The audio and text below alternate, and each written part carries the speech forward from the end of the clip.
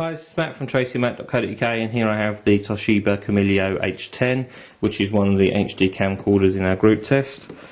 Just going to take a look inside. Box slides open pretty tight. Reveal foam packing on top.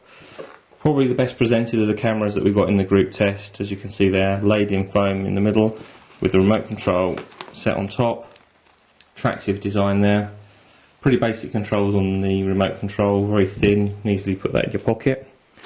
The camera itself, set on top, wrapped in plastic. You can see there, a bit larger than some of the others that we've got on test, but we'll come back to that in just a second. We want to have a look at what else we've got in the box.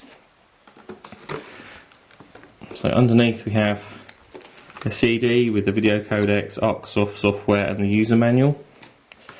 The warranty registration card and quick start guide. Then all the cables and connectors in the bottom, including a USB to mini USB cable, standard.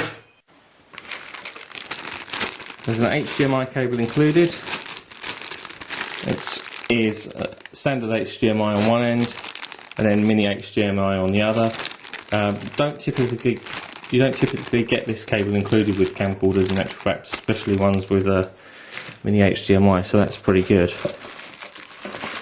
Have the main charger itself, which is a standard USB. I like the fact that it's mini USB, because that means I can actually probably charge the camera from my laptop without having to carry the charger with me.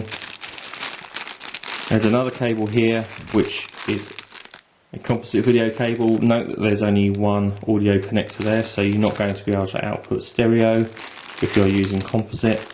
And it has a standard 3.5mm jack on the other end to connect to the camera.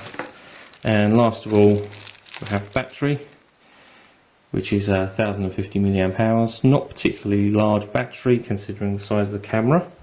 So let's look at the camera in a bit more detail. We'll bring that over and we'll install the battery first of all.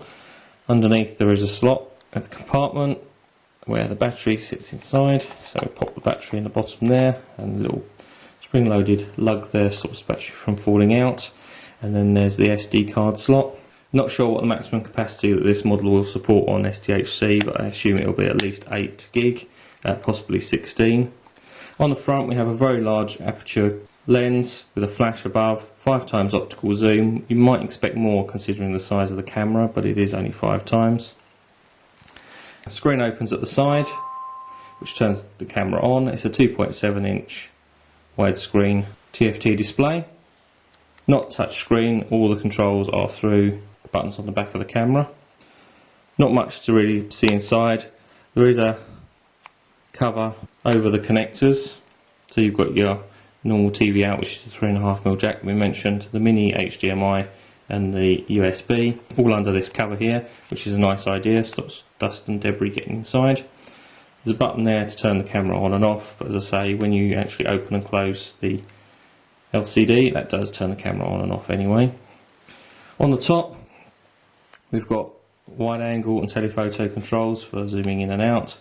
Button there for taking stills. Controls along the back with an up and down, left and right style button press to actually help navigate through the menus and also control other aspects of the camera. There's a button in the centre which acts as an OK and confirm. This button here starts and stops your video recording. Button below is a back button when you're looking through the menus. You have a screw thread there for putting it on a tripod, and see this is the style of camcorder where you actually hold it through the strap on the side, which is adjustable. So look down through the specification. This is a 340g camcorder, which is the heaviest in our group test. It does record HD. It does record in HD up to 720p. There are a number of other recording modes, and it does record all the way down to like a web mode at 320x240. There is a 64 meg of integrated memory, which I suppose is really only useful for taking the odd few stills. You're not going to be able to really record any video on there. You're definitely going to need an SD card in order to do anything useful.